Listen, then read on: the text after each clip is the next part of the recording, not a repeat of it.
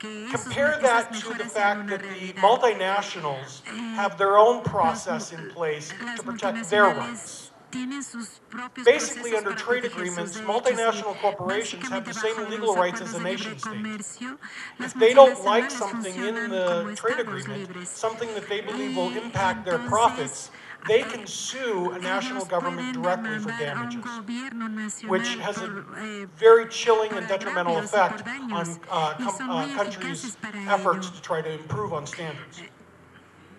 What we believe is that those protections, labor protections, we need an enforcement mechanism for them as well. Just the same rights that the corporations have. So that's one thing that we hope we can come to agreement on. We have been working in the United States on developing what we believe would be a very good model labor chapter for NAFTA and for future agreements. And I just want to highlight one of those, two of those things very quickly. One is that it would require that both the United States and Mexico enshrine, adopt the ILO, International Labor Organization's core principles. One of those is Article 98, which is the right to bargain collectively. If the U.S. was to adopt that and enshrine that into U.S. law, it would greatly level the playing field in our ability to organize workers. And it would take steps also here in Mexico in addressing the issue around the protection unions.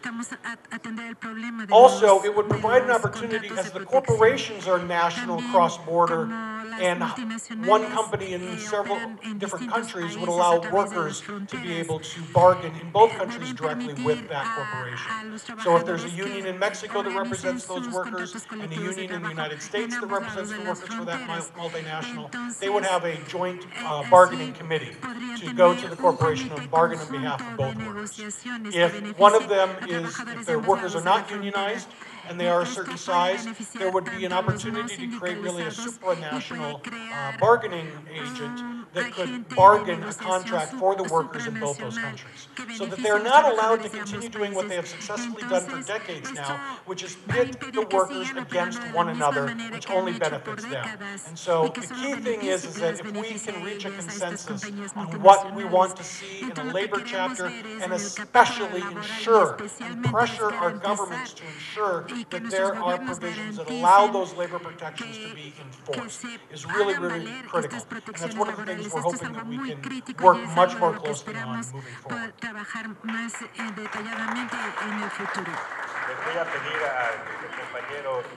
I'm gonna ask our brother from the Telephone Workers Union to come to a very brief conclusion. Parece una necesidad inminente que tengamos que ponernos de acuerdo en ambos lados de la frontera, precisamente con la normatividad. En el caso del TLC ocurrió algo muy diferente, a pesar de los problemas que hay en Europa, de sus tratados de libre comercio, donde no solamente hay libre tránsito de las mercancías, sino también de las personas.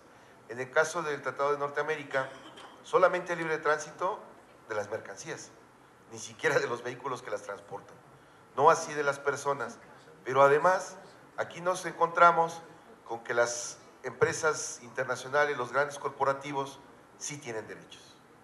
Y sí tienen derechos y los aplican, y en un momento determinado, inclusive los propios estados, el Estado mexicano, estaría obligado a resarcir posibles pérdidas.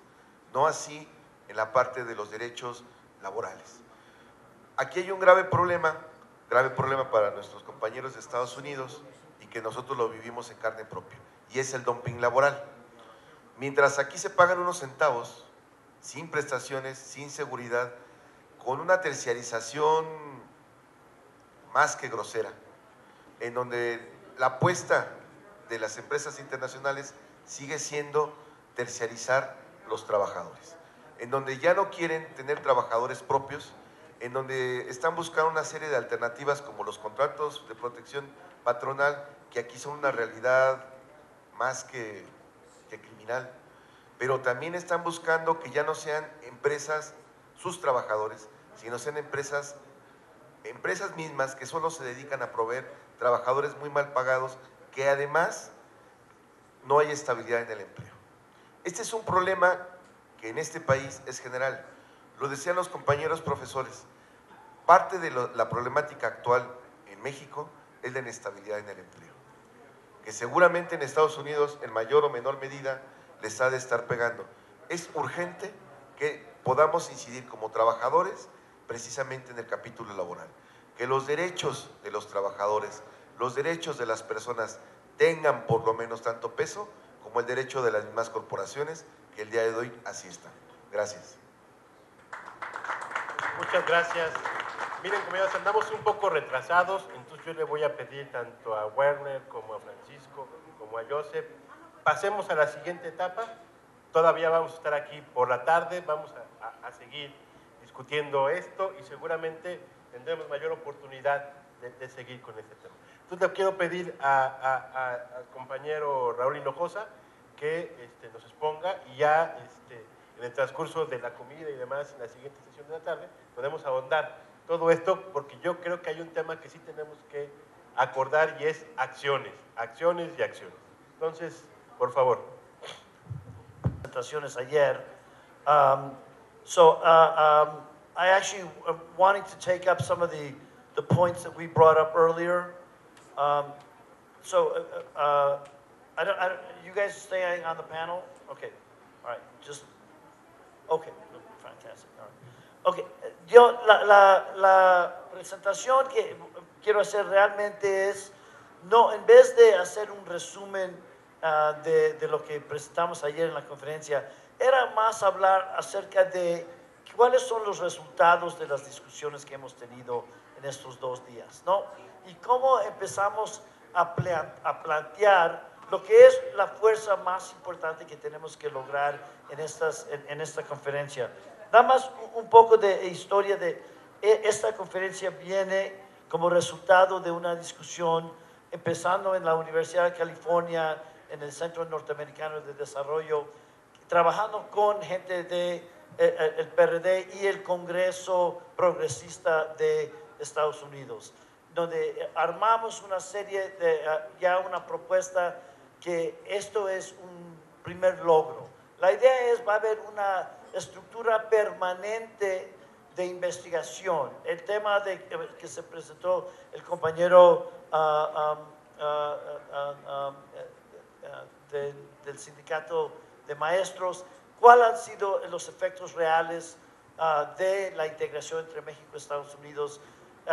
Estamos haciendo un proyecto de investigación permanente con instituciones mexicanas, instituciones de Estados Unidos. Segundo, vamos a hacer una serie de foros. Este es uno de los foros que hemos organizado con sociedad civil, con líderes políticos, y primario de todos los decidimos hacerlos con sindicatos, ¿no? Para que empiece la discusión de cómo desarrollar hacia una visión del futuro de investigación crítica basado en las realidades de los trabajadores, de los pueblos en ambos lados de la frontera.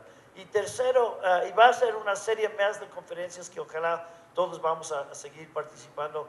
Y una tercera acción que es una plataforma de presentación a medios sociales, de documentación, de laboratorios de políticas y de movimientos sociales, ¿no? Cómo estamos creando las respuestas, no nada más de la academia, en los políticos, pero realmente cómo se están creando estas respuestas dentro de los movimientos sociales que cada vez más, claramente en el caso de Estados Unidos, están teniendo una vigencia mucho más importante.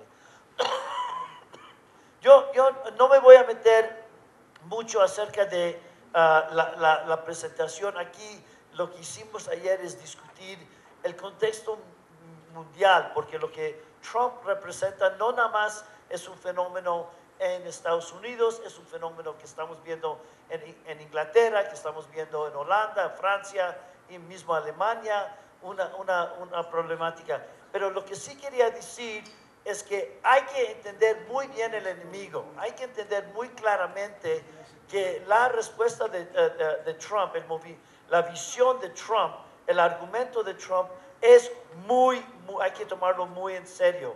Es una respuesta a una realidad de una crisis de la globalización y que plantea una visión muy clara de los problemas que los echa a los migrantes y el problema que le echa al comercio internacional con los países pobres, y que eso es el argumento de él, que esa es la amenaza contra de la clase obrera de Estados Unidos, y que la respuesta es agresión en términos de fronterizas y deportaciones.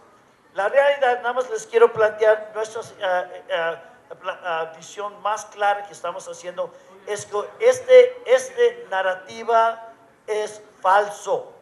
Esta narrativa no tiene, ha sido una serie de mentiras que se planteó a la clase obrera, y simplemente voy a enseñar unos resultados de investigación que hicimos. Perdón. Si uno ve los 3,000 condados en Estados Unidos donde votaron y cómo votaron en las elecciones, lo rojo son los condados que votaron por Donald Trump, pero que no existe mexicano, no los conocen. El 98% de los condados que votaron para Donald Trump no hay migración. Y interesantemente tampoco hay comercio con respecto a México. ¿Okay? Entonces es totalmente falso poder plantear que estas comunidades, que eso sí son negativamente afectados en general económicamente, están áreas que están sufriendo económicamente, pero es clarísimo plantear de que esto no tiene nada que ver con México.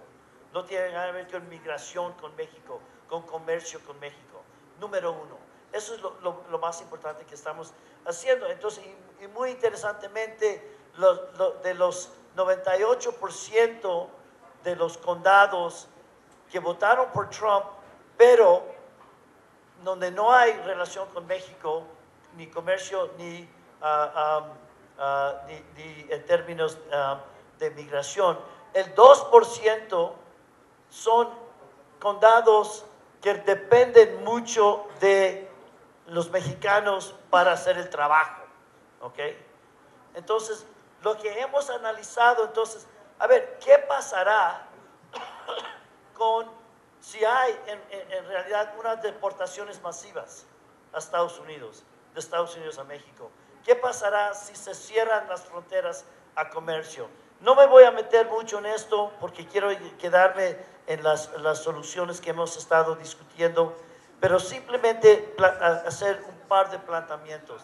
La realidad muy importante que se tiene que entender en ambos lados de la frontera es que la integración entre México y Estados Unidos, lo grueso de la integración entre México y Estados Unidos es por medio de la migración. La contribución de los migrantes en Estados Unidos, estamos hablando de más de 3.5 billones mexicanos, trillones gringos, ¿no? Es una contribución masiva, y si lo comparas, por ejemplo, al valor de comercio con México y China, entonces toda esta discusión está distorsionada de hablar sobre el comercio, el Tratado de Libre Comercio, como que si eso era la problemática más importante.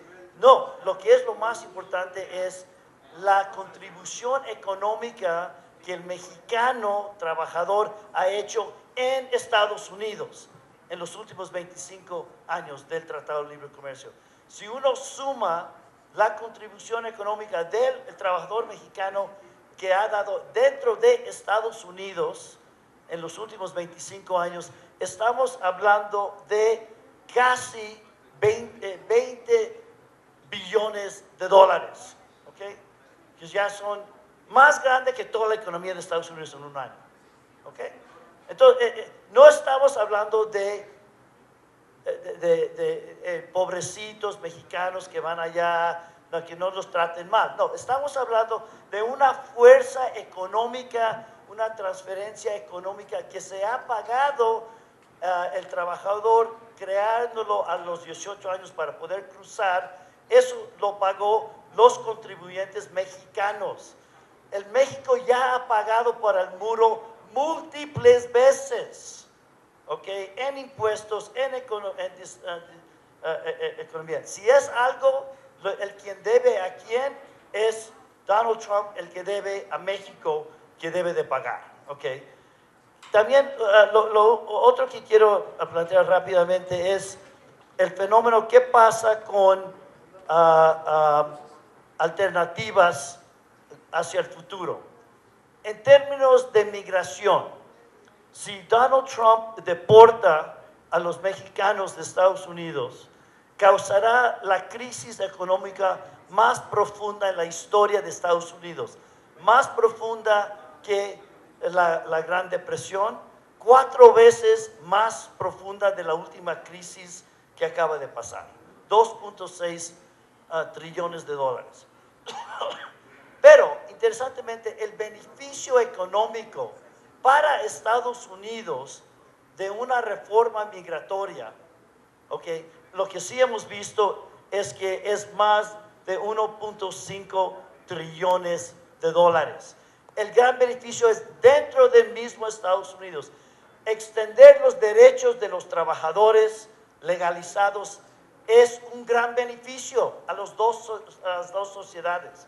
Ese es el marco dentro del cual debemos de entender. Esto, parte de lo que quiero quedar aquí es que hay que definir claramente las metas de movilización que se debe de plantear en este momento. Hay que rechazar la visión negativa de Donald Trump y al mismo tiempo plantear bien claramente la alternativa positiva para las clases obreras en ambos lados de la frontera. Y yo, nada más, hasta hemos hecho chistes, hicimos una película que se llama Un Día Sin Mexicanos, ¿ok? Yo era el actor en la película del profesor iraní, porque ya no había mexicanos, ¿no? Entonces, pero ya eso ya no es chiste. Eso hace 10 años pensamos, hay que hacerlo rápido porque pronto vamos a acabar esta ridiculez y ya va a haber reforma migratoria. Bueno, no, pero lo importante aquí es que los medios sociales, la imaginación de movilizar a la gente, tiene capacidad de movilizar mucha gente. Estas manifestaciones han sido las manifestaciones de hace 10 años, que ahorita vamos a ver qué pasa en Estados Unidos. La más grande en la historia de Estados Unidos era hace 10 años en favor del migrante. Ahorita acaba de haber una nueva manifestación en contra de Donald Trump, que esa sí es la más grande en la historia. Entonces, estamos en un momento de movilización masiva. Entonces, lo que necesitamos es unas narrativas claras y con unas capacidades claras. Ok, déjame entonces nada más acabar con los 9 puntos que yo he retomado de la discusión, de lo que hemos estado hablando en los últimos días. Ok, y si quieren, cualquier que quiera, vamos a tener todos estos datos para la gente que quiere revisarlos. Ok, entonces, 9 argumentos de que nosotros hemos estado discutiendo.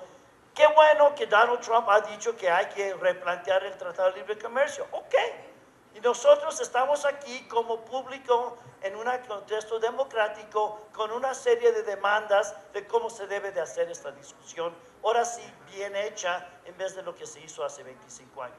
Y yo creo que qué bueno que los sindicatos estamos poniendo primera serie de demandas hacia los políticos. La idea aquí es que después de este evento va a haber más eventos en Washington y vamos a invitar a los legisladores mexicanos que vayan a Estados Unidos y que los legisladores de Estados Unidos vengan acá para oír las voces de las demandas de reivindicaciones y que eso sea las demandas que se mantengan dentro del tratado. Ahora, ¿cuáles son?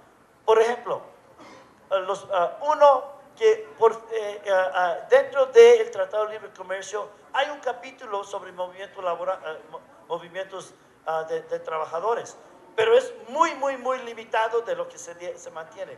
Se debe de incluir el completa discusión de una reforma migratoria con derechos plenos de los trabajadores en ambos lados de la frontera y un mecanismo de legalizar a la gente que ya ha contribuido miles de millones de dólares y directamente e indirectamente a la economía, y una visión hacia la legalización hacia el futuro también. Porque la realidad es que hay una interdependencia demográfica de medios de laboral que beneficia a Estados Unidos. Okay, hay que estar claro en eso. Ellos no pueden parar la migración, no quieren parar la migración, pero se tiene que hacer en una forma legal, como es el mecanismo de integración más fuerte de los dos países. Segundo, lo que habló Isabel Cruz, la remesa. Si uno suma no nada más los 25 mil millones de dólares de este año, pero desde los últimos 25 años, okay, desde Estados Unidos a México se ha mandado más de 250 mil millones de dólares. ¿Dónde está ese dinero? ¿Qué contribuyó al campo? ¿Qué ayudó a desarrollar México? La realidad es por no tener una capacidad financiera en México de captar esa remesa en forma de ahorro que puede convertirse en apoyo productivo, se ha inclusive ayudado a destruir el campo. ¿Okay? Entonces, segundo, hay un capítulo de servicios financieros dentro del Tratado de Libre Comercio que incluye ahí la capacidad de una inclusión financiera plena con derechos. Yo acabo de venir de una reunión con Bansefi, por ejemplo. Hay mucha capacidad que México y Estados Unidos para movilizar la tecnología para ahora sí realmente hacer esto una realidad. Tercero, salarios. Se discuten muchos diferentes temas dentro del Tratado de Libre Comercio, pero no se habla del tema de salarios. Salario mínimo. Se ha discutido la necesidad de crear unas negociaciones, no nada más México, Estados Unidos, pero Centroamérica, ya se acaba de levantar Werner Marroquín. Tenemos una serie de datos, no los voy a presentar. Es una vergüenza que el salario mínimo mexicano es más bajo que Honduras, Guatemala, El Salvador. ¿Okay? Y pero en una condición interesante donde la lucha por el salario mínimo en Estados Unidos y en Centroamérica está cobrando mucho más fuerza. Eso también en México, entiendo, es parte de una serie de demandas. Ese es un concepto, la idea de demandas de salarios mínimos alzados en ambos lados de las fronteras, es, yo creo, uno de esas ideas pequeñas que caen en un Twitter capaz de movilizar y la gente entiende la narrativa. ¿Quieres reducir migración? Incrementa salarios. ¿Quieres que no se vayan los trabajos en comercio? Que se incrementen salarios. Y yo creo que esto debe ser algo permanente.